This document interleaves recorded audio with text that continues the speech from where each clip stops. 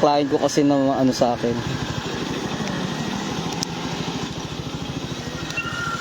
Naku ma.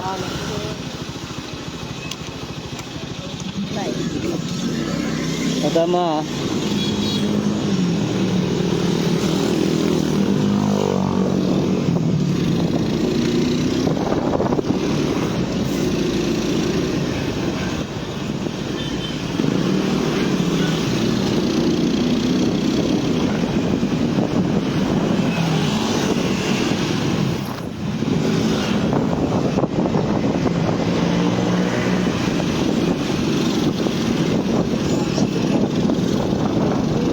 This is Gay Riders Strikes Again. Riders. This is Gay Riders, mga ka-riders. Good morning sa inyo lahat. Saturday morning, November 29, 2025. Good morning sa inyo lahat. Alright, tayo naka-motorcycle dashcam. Kung ang 4 wheels ay merong car dashcam, ang motorcycle ay meron din. Siyempre, ang 2 wheels meron din. So, ang layunin nito ay para patuganan natin, malaman natin kung ano mang insidente sa lansangan ang nangyayari. Ito ay for safety reason lamang po mga ka-riders.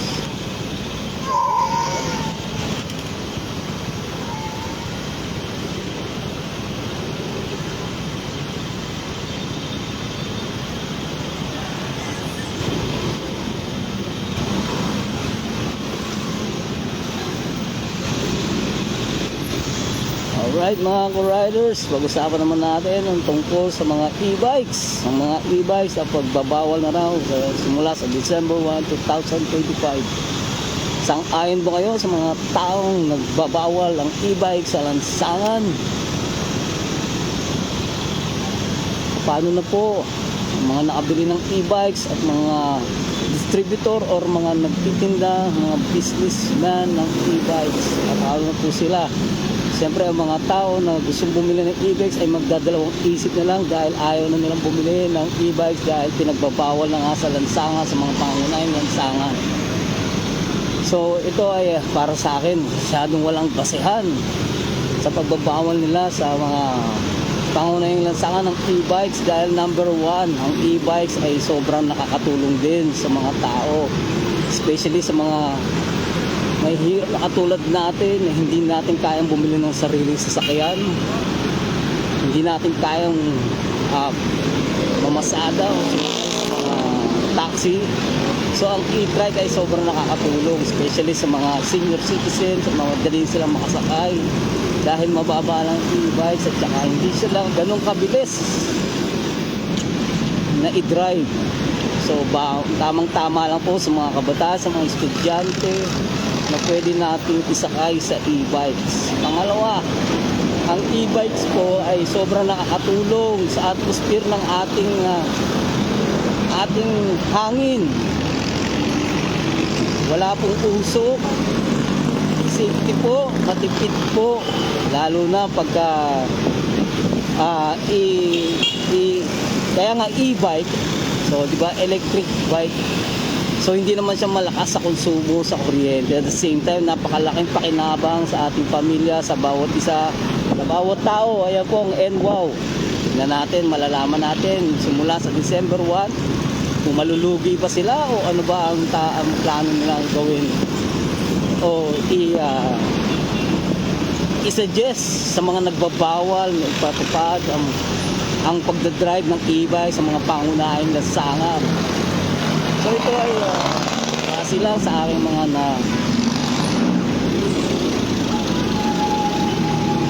nakalap na impormasyon, napanood sa social media, sa balita. So ito lang, e-bike ay para sa akin ay sobrang nakakatulong, especially sa yun nga, sa atmosphere ng ating mundo. Hindi siya mausok, nakakatipid. Mas delikado pa nga po mga 4 wheels, 2 wheels. Dahil ang meron akong mga nabasa sa comments sa social media na nag-against sa e-bike dahil nagkukos ng pangunahing traffic daw sa lansangan. Pero ako para sa akin hindi. Hindi ako naniniwala doon. Mas matalakas ang four wheels, mas sobrang nakaka-traffic po sa lansangan dahil especially kapag sila'y nasiraan, lalo na mga jeepney. Yan, sobrang mauso po yan, nakakasira po yan ng kalikasan. Sumisira po yun ng pagsanghap natin ng masamang hangin. Yung usok ng jeep. Kaya dapat mga jeep na yan, tamaan, huwag magagalit po, no? Totoo naman po na sobrang mausok talaga yung mga lumang sasakyan na yan. So sa akin, sana naman hindi naman po maano na mawala ang mga jeep totally, di ba? Ang sa akin lang sana yung mga jeepney na luman-luma na sobrang mausok na nakakasira, especially sa mga senior citizen, sa mga may edad na, sa mga bata na pagka nausukan ng kanilang usok ay sobrang naman talagang hindi ka makakahinga sa sobrang tapang ng usok ng kanilang sasakyan. Feeling ko kapag mas mausok ang isang sasakyan, may problema. Yun po ibig ko sabihin, no, ang mga jeepney na sana naman ay gawin nilang maayos bago silang mag-drive, ayusin nila ang kanilang sasakyan. Huwag silang mag-drive ng sobrang mausok ang kanilang sasakyan dahil nakakasira po yan ng atmosphere natin, ng kalikasan natin. Sira po pati mga tao, apektado po dyan sa sobrang usok ng kanilang mga sasakyan. Yun lamang po ako, hindi po ako against sa mga jeepney dahil number one po rin yan na kailangan ng tao dahil nagagamit po natin yan bilang number of transportation, especially sa mga tao na hindi na wala ka-afford sa pabili ng private vehicles. Kaya sana naman ang mga Fords o jeepney na mga may problema na especially sa usok, sana ayusin nila bago sila i-drive. Yun lamang po sa akin. Sana wag po kayong magagalit kung ito man ang aking naging komento dahil nga ang gusto ko depende ang e-bike. Na huwag sana naman munang hayaan na huwag mag-drive sa pangunahing lansangan dahil number one po yan, nakakatulong sa atin, masyadong relaxing habang nagda-drive sa e-bike at sobrang tipid, at the same time affordable. So sana po para sa mga kinaukulan, sa mga nagpapatupad na ipagbawal ang e-bike, sana po bawasan.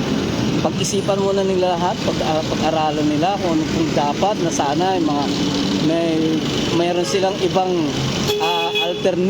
alternative na paraan para mapayagan pa rin ang mga e-bike sa pangunahing lansangan. So ayoko na po mag-suggest para sa akin, no, hindi na po ako magsasuggest, although marami rin pong mga netizens sa mga nababasa ko sa mga social media na ang suggestion daw po ay irehistro ang e-bikes. Pero ako hindi pa rin ako sang-ayon doon dahil unang-una ang takbo ng e-bikes ay mas mabilis pa ang takbo ng tao. Para din siyang bisikleta, hindi lahat mabibilis ang e-bike.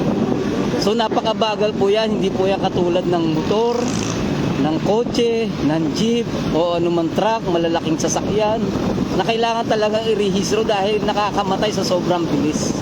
Ang e-bikes po, hindi naman po, wala pong, siguro meron man tayong mabalita aksidente sa e-bikes. Yun talaga ay ilan lamang, pero feeling ko talagang super accident po talaga yon sa nangyari kung meron mo aksidente sa pagsakay ng e-bikes na nagkaroon ng aksidente dyan. Pero so far wala pa ako nababalitaan na major na accident ang pagsakay ng e-bikes. So yun lamang po, no. Sana po pag-aralan pa rin nila kung kailangan pa irehistro or ang mga driver ng e-bikes ay may lisensya. So sabi rin daw kailangan daw may lisensya. Pero common sense na lang po sa mga nagsasuggest ng ganyan, no. Bakit po kailangan mag-drive ang nakalisensyang e-bike? Unang-una, ang takbo niya napakabagal. Pangalawa, bisikleta lang po yan. Halos e-bike nagkataon lang na sinasaksak siya sa kuryente para nga hindi mahirap i-pedal o hindi mahirap i-drive. Kaya siya di kuryente, kaya e-bike, pero bike pa rin po siya pag nakita mo naman talaga pati yung mga spare parts niyan, puro pang bisikleta lang din halos. Kaya sana naman, no, para sa akin, mag-isip-isip naman kayo na para pagtigilan o bawalan ng e-bikes.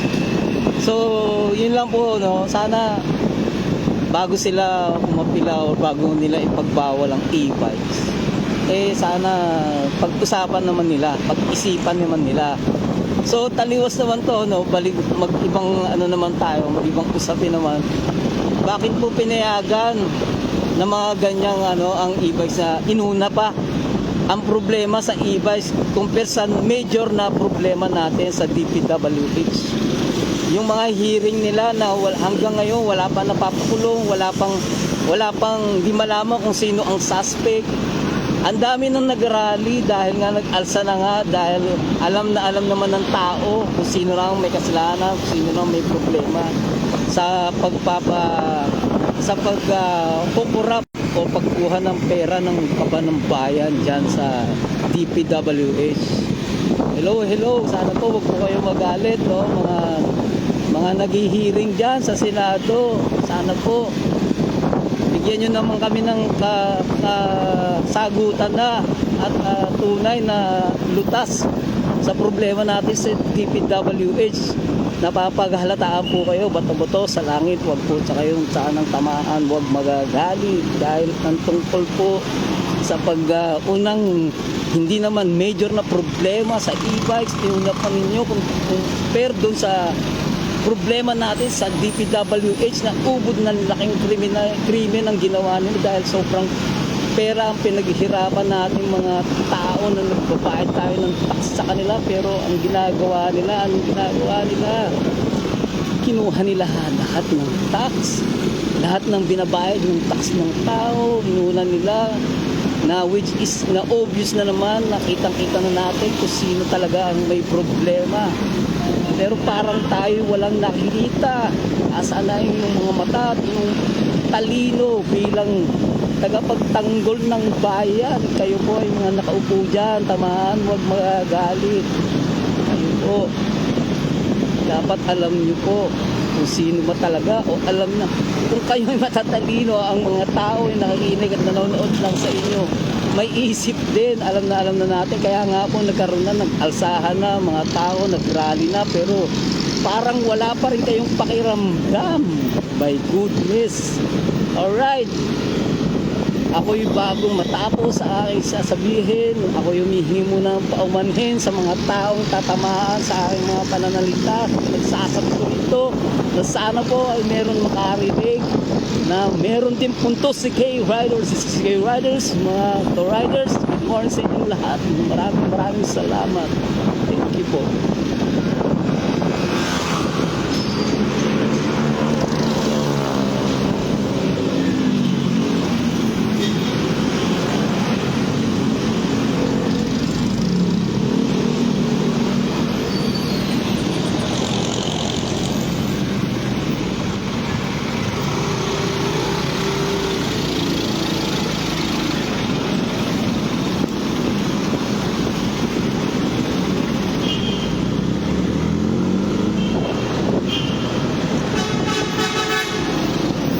Dito tayo sa Arbana Roads Times.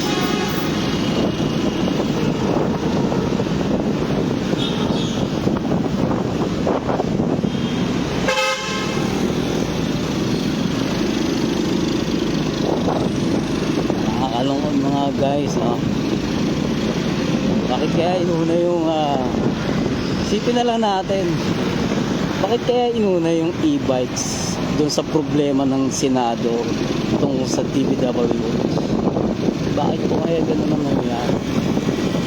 Ano kaya gusto nilang mangyari? Na malinis ba ang problema ng mga taong nagnakaw ng tax ng bayan? This, kawawa naman ang mga taong ng mga pobre, mga gustong masolusyonan ang problema sa DPWH. Alright. The topic is done, okay? Good morning sa inyo lahat. Pasensya na po kayo at ako'y gusto ko lang salita tungkol sa e-bikes.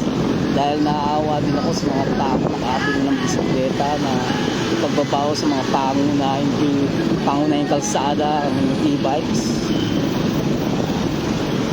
At kung may sira ang e-bikes, gusto ko paggawa ng mga unang nakabili ng bisikleta. Saan po sila dadaan? Sa ere. Sa ere pala idadaan ng e-bikes para hindi sila mahuli ng mga minamahal nating mga enforcer na yan.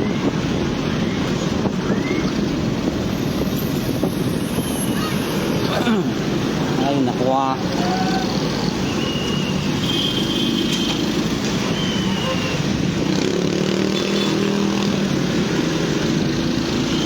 Para sa akin, no, yung sinasabing traffic, sila daw nagdadala ng traffic sa lansangan ng mga e-bikes. Kahit saan namang lupalop ng Pilipinas may traffic, kahit nga sa probinsya may mga traffic. Hindi mo mawawala ang traffic sa lansangan. Bakit ka mo? Sino ba ang nagiging sanhi ng traffic sa lansangan? Kapag meron pong natural o meron na talagang mga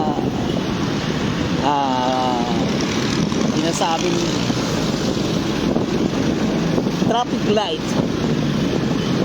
Kaya traffic light, ibig sabihin meron traffic. Kasi traffic light na ang tawag doon. Bakit mayroong traffic enforcer? Traffic kasi, kaya may enforcer. Yun po ang ibig sabihin. Kaya hindi pwede wala ang traffic sa lansangan dahil in every lansangan, in every daanan, mayroong traffic. Traffic enforcer, traffic light. O, di ba? Pero, basahin mo ang e-bike, may nakalagay bang traffic? At sasabihin ninyo, ang e-bike ang nagkukos ng traffic. Eh wala naman nakasulat sa e-bike na traffic e-bike. Ano yun? Meron na palang bagong traffic e-bike. Kaya pala e-bike ay may problema sa traffic sa lansangan. Goodness, magsaisip naman ngayong mga nagsasuggest na ganyan na e-bike ay nagkukos ng traffic. Dahil sa lahat ng lansangan, kahit saang palop ng Pilipinas o mundo, merong traffic. Dahil may traffic light, may traffic enforcer. Kaya tinatawag na traffic, kaya lagi may traffic. Imagine natin, tanggalin natin yung mga traffic light tsaka traffic enforcer. Magkaka-traffic pa kaya? Joke lang yun. Pero totoo naman, lagi na may traffic talaga kahit saan lang sana, kahit saan daanan. Meron kahit nga sa village siya, meron traffic. Sa village nila, traffic ka pa. Grabe naman, imposible naman. Kalokohan naman yan. Hindi, sabi ko lang, no, pinupunto ko lang dito. Eh, hindi naman talaga e-bike kayo may kasalanan sa traffic. Nagkakataon lang talaga na iilan lang ang e-bike. Iilan lang yan compare naman sa 4 wheels, 2 wheels, sa dami ng mga sasakyan. Normal po, nagkaka-traffic kapag dumadami na sa isang, for example, dumaan ka sa traffic light o sa pedestrian lane or kung anumang lane yan na bawal dumiretso o bawal mag-go, natural magta-traffic yan. Pero sasabihin mo, ang e-bike nagkukos ng traffic, hindi ako naniniwala doon. Dahil ngayon pa lang, wala kang makitang e-bike sa lansangan ngayon habang nagda-drive ako, habang nagda-drive ako. Sasabihin nila, e-bike ang nagkukos ng traffic. Kalokohan nyo mga kaibigan, mga ka-riders, riders. Mga ka-riders, ingat-ingat po tayong lahat sa ating daan. Kaya po tayo mayroong motorcycle dashcam para malaman natin kung ano ang nangyayari o anong insidente ng nagaganap sa lansangan. Yun po ang ibig sabihin ng aking motorcycle dashcam. O yun po, balik tayo sa e-bike daw, may traffic. Oh my goodness. Katulad niyan, may traffic light, traffic ngayon, di ba? Dahil sobrang daming sasakyan, doon po nagta-traffic yan. Yun po yun, hindi po sinasabing como e-bike nagta-traffic, sila nagkukos. Kalokohan po yan mga kaibigan, mga ka-riders, kayo-riders, riders, mga ka-riders, ingat po tayong lahat. Pagka nababanggit ko yung ka-riders, kayo-riders, pasensya na kayo at ako'y nadediretso tuloy sa aking K-Rider 7. Bagong lahat, pakisuportahan naman ang aking YouTube channel na K-Rider 7. Makikita niyo po doon, marami po tayong mapapanood ng mga hindi sumusunod.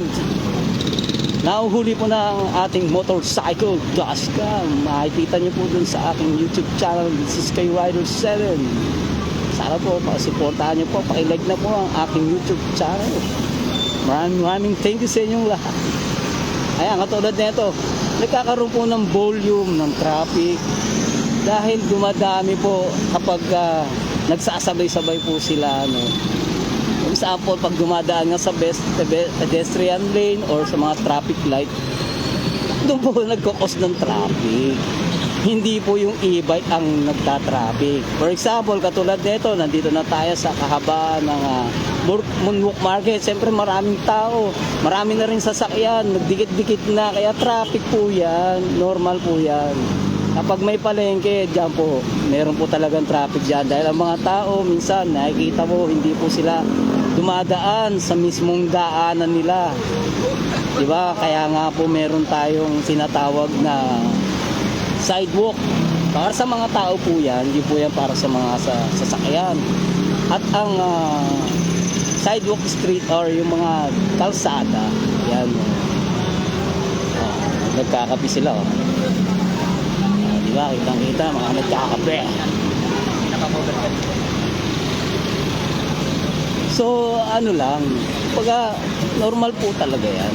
Kaya, para sa akin, sa mga nagsasuggest dyan na tama lang na ipagbawal ang e-bike dahil nagkakos ng traffic. Hindi ako naniniwala. Ang traffic talaga normal po kahit saan lugar po merong traffic. Dahil nga, katulad nito na napadaan tayo ngayon sa crossing or dito sa pedestrian light, signal, ano tawag dito, traffic light. Or may nagta-traffic nga na enforcer. Kaya normal po na may traffic. Kaya sana huwag naman natin sisihin na ang e-bike ay nagkakos ng traffic. Yun lang po yun sa akin. Sana po maunawaan ninyo ang aking sinasabi. Kung tama man o mali, sabihan nyo lang sa akin. I-comment nyo lang dyan. Kung may mga manonood man, may nakikinig man sa aking pinagsasabi dito, alam ninyo, i-comment ninyo kung tama bang pinagsasabi ko na ang e-bike daw ay nagkakos ng traffic o hindi ba? O tama ba? O kahit saan na saan talagang may tunay o may legit na traffic? Pero totoo naman yung may punto naman ako doon. Ewan kung sa inyo walang punto yung sinasabi ko. Kaya may traffic dahil may traffic enforcer, dahil may traffic. Pero walang traffic e-bike. Kaya kung sasabihin ng e-bike ay traffic. Yun lang po, no? Sana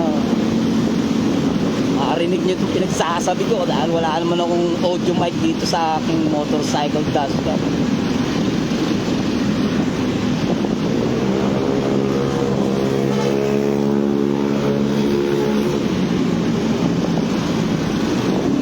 Ay, nako.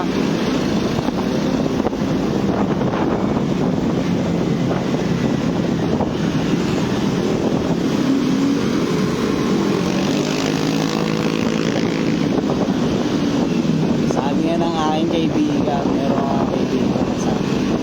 Huwag na natin intindihin mga problema sa gobyerno. Natural na raw kasi yan, kahit sinong makaupo, sinong presidente, konsupiladong makadiyos na presidente, makaupo dyan, hindi na kukurap.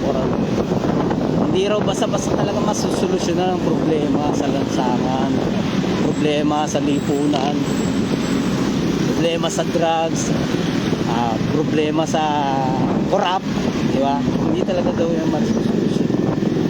Talagang parang kapag may government, may mga ganyang bagay. So, mga sinabi ko, ayoko na ulitin.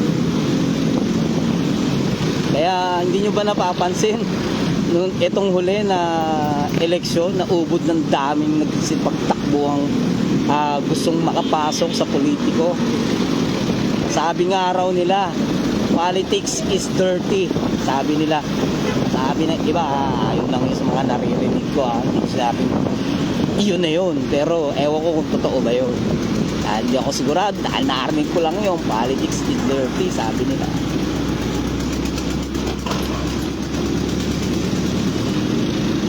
Pero bakit? Kung madumi, bakit ang daming nagmamahal? Bakit may gustong sumalang? Bakit may gustong pumasok sa politiko kung madumi? Di ba ayaw nga natin bilang Pilipino, ayaw natin ng madumi? Di ba? Pero kung madumi, pero gusto pa rin nilang madumi. So ibig sabihin pala lahat ng Pinoy, karamihan sa Pinoy, mga dugyo. Dahil madumi, gusto nila madumi. Dapat pag madumi, tapon yan. Kaya nga, kung naririnig nyo mga early 90s na kantang Trapo ng Yano. Trapo ng Yano. Samba, para saan ba yung tugtog na yun? Trapo ng Yano. Para kanino ba yun? At para saan ba yung trapo na yun? Pakinggan nyo po yung trapo ng Yano kung malaman nyo kung para saan yung tugtugin nila na yun o para sa kanino nila inaalay ang tugtog na trapo na yan.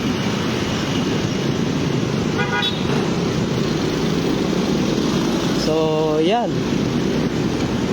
ang dami pa rin nagmamahal, gustong pumasok sa politiko, even politics dirty, sabi ng iba.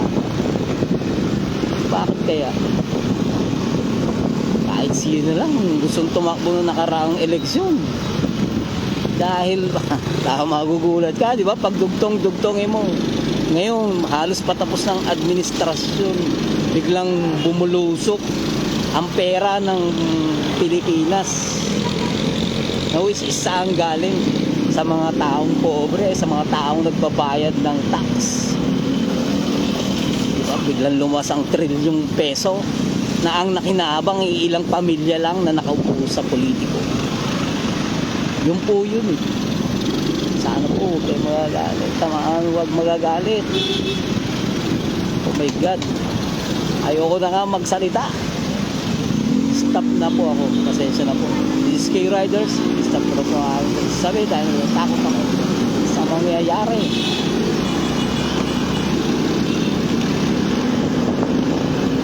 Sa akin ano lang, ayun nga, bilang series person, ito'y aking nilalahad lang ng mga aking damdamin dahil gusto ko na rin magsalita kahit papaano sa life ko. Sana mag-isip-isip naman tayo dahil ang dami naman problema talaga ng Pilipinas.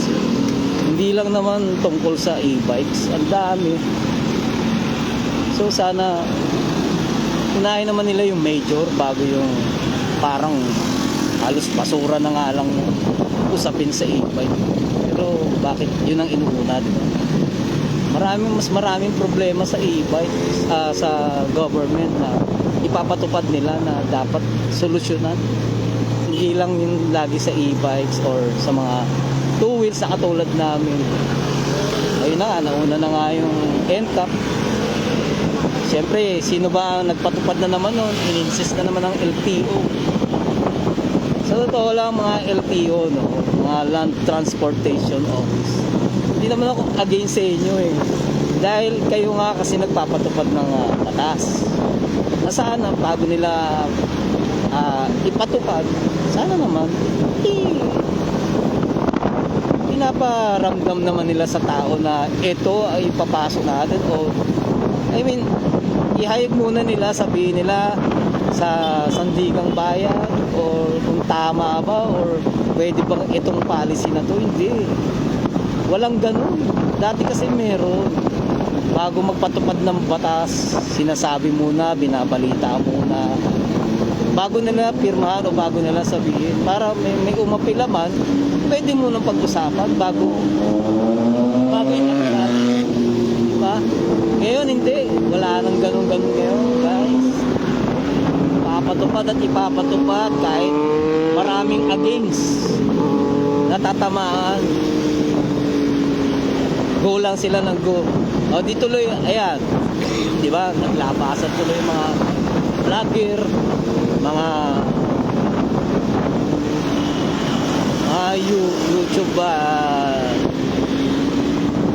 vlogger na yan, naglabasan tuloy na siyempre sasabihin ng sila nga yung against, re-report ngayon nila bilang para sa pamamagitan ng kanilang social media. So, iilan lang yon guys.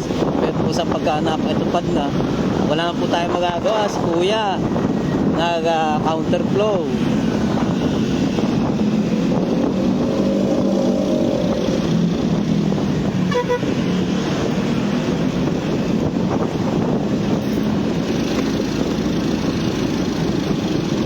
Wala namang U-turn doon, nag-U-turn. Grabe talaga oh. Talagang ang tao nga naman talaga. Pagka nagiging pasaway, talagang pasaway.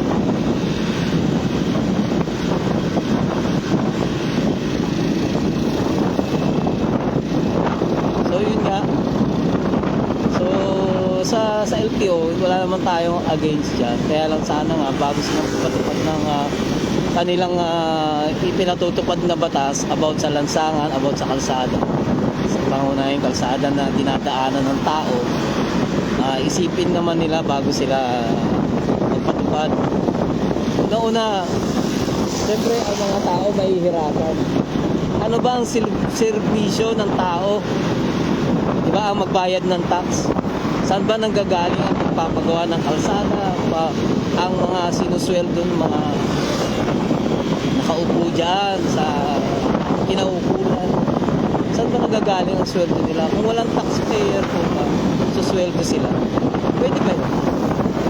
Pwede ba sila sumweldo ng walang tax? Na nagbabayad o walang nagbabayad ng pulis? For example, sa LTO, walang nagbabayad ng buwis sa LTO. Kita kaya sila? Feeling ko kikita kasi sila nga yung sila nga yung anong tawag doon, kukuha ng lisensya, kukuha ng registration, no? Doon nga sila kikita. No choice tayo doon. Ipin nga yung mga ipin nga yung tawag dito, pagkuha natin ng resibo ng pagkuha natin driver's license, diba? May tax. Pagkuha natin ng registration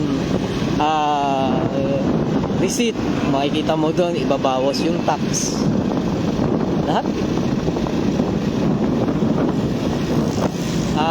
Pagpalagay natin mga 500,000 sa isang araw sa buong Pilipinas ang nagbabayad o nagbabayad ng o nag-aayos ng mga papeles about sa sasakyan.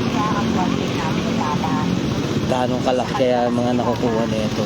Mas madalas na nauunawaan ang tama. Siya din ang mag-sales sa akin. Yun po yun. So, si Kuya, yun naman po, no? Ako naman, wala tayong masasabi. So far, so good. Last time na change of owner ako ng aking motorcycle, mabilis naman. Dahil siguro nga, yung sasakyan na to, na nandito lang, wala sa probinsya, pati yung distributor nila. Kaya mabilis siguro na i-transfer sa aking pangalan motor. Sana yung isa kong motor, maano na kasi halos isang buwan na rin yata yun. Simula nilakad ko yung motorcycle, change owner. Sana mabigay na sa akin. May MMDA dito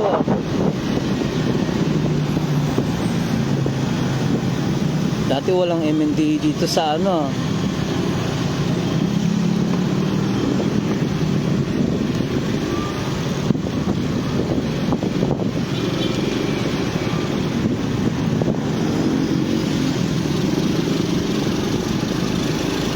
ito pa isa pa yung MMDA.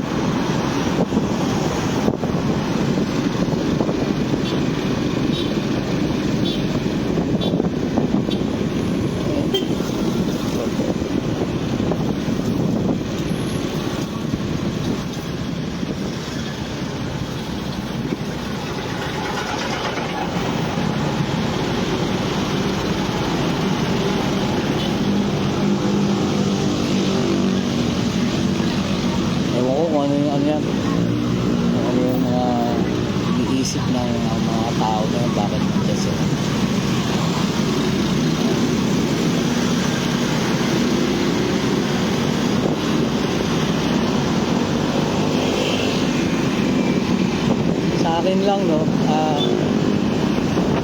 sa mga enforcers, sa mga MMDA, sa mga nanguhuli, sana po kayo po ang sinusunod namin bilang sunod ng batas, naglalagay sa ayun nga, na para sumunod kami sa inyong pinatutupad na batas.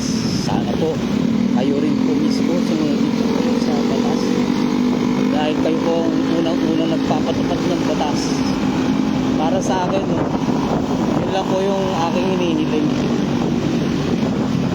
Sana po kayo din po sumunod sa batas, dahil kayo po ang nagpapatupad ng batas.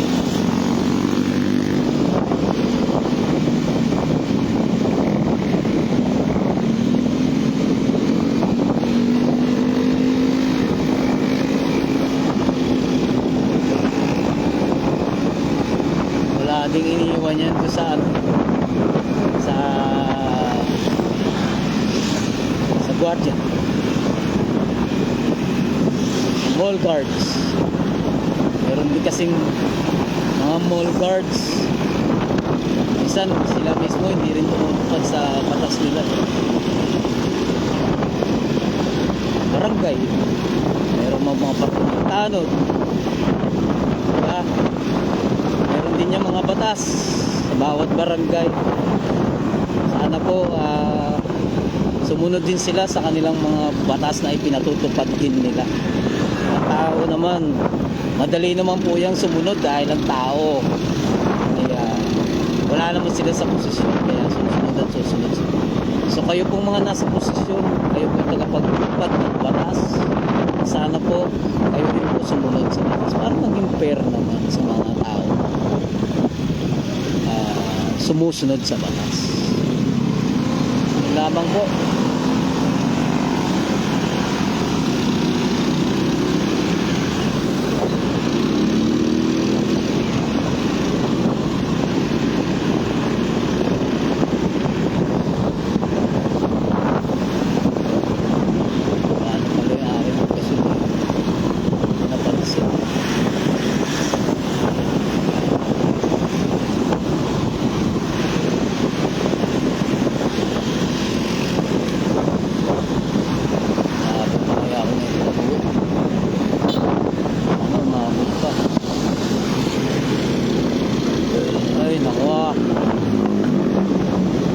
Alright, yun lamang po mga ka-riders.